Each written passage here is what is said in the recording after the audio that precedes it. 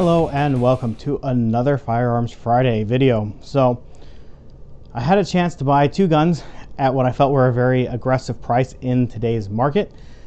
They showed up on the same day. I'm recording this on the same day.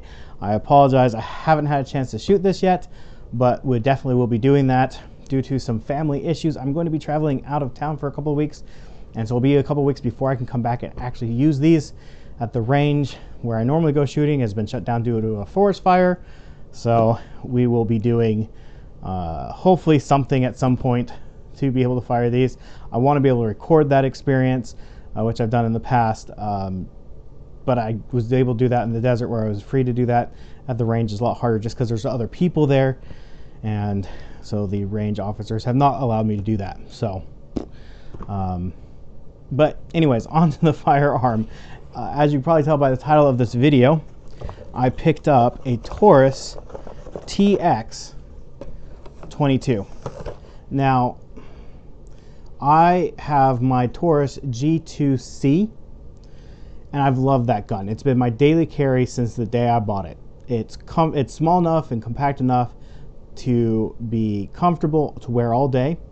It feels really good to shoot. I feel very accurate with it. And I've watched a ton of really positive reviews on the TX22, and it really made me want it. And on Grab a Gun, this came up for $250, which again, we're in the middle of COVID, riots, election year, everything else. And so the price of most firearms has just skyrocketed. And so I really, when I saw that price, I decided to pick it up. I figured I couldn't lose at that price. And again, haven't had a chance to shoot it, just fondled it a little bit. But so far, just in touching and looking and feeling, I really like this gun. There's a lot I like about it.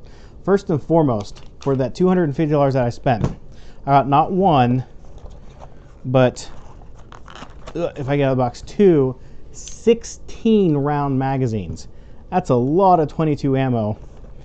And then it also came with a speed loader, came with the firearm, and it came with an adapter for a suppressor or a compensator or whatever you want to put on the front end of the gun.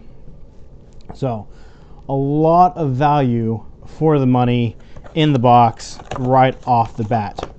But also right off the bat, as you can tell, this is a budget gun. So the anodizing already has a couple of flaws right there on the slide. Right out of the box, hadn't even opened it, was still wrapped in the plastic, has a couple of flaws in it. Not a big deal for me, don't care. I plan on using and abusing the gun.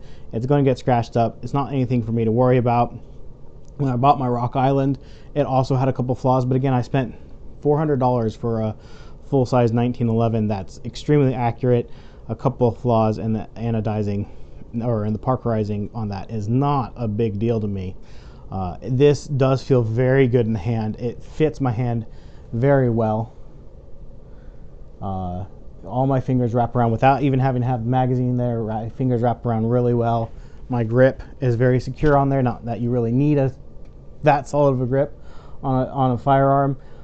It looks very attractive. I love the way this gun looks. I would have liked to have bought it in a different color other than black, but I still feel like it looks really good in this color. It's got some really nice shape to it. The grip is very comfortable. It's not overly aggressive, so it doesn't hurt to hold, but it definitely gives you a good feel on the gun. Again, unfortunately, I haven't had a chance to take it to the range. I've had it less than 24 hours at this point. It is very easily disassembled, like so.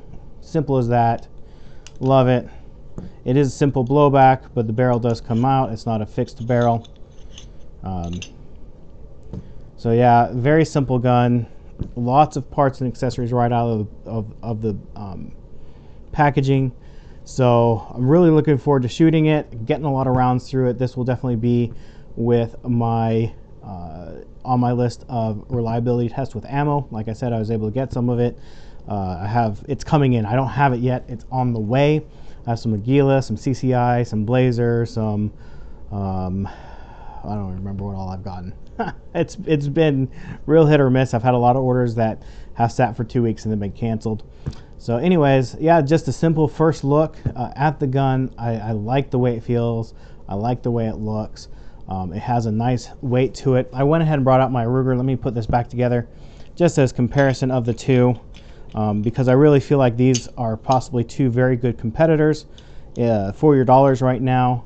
The Ruger is a more expensive gun,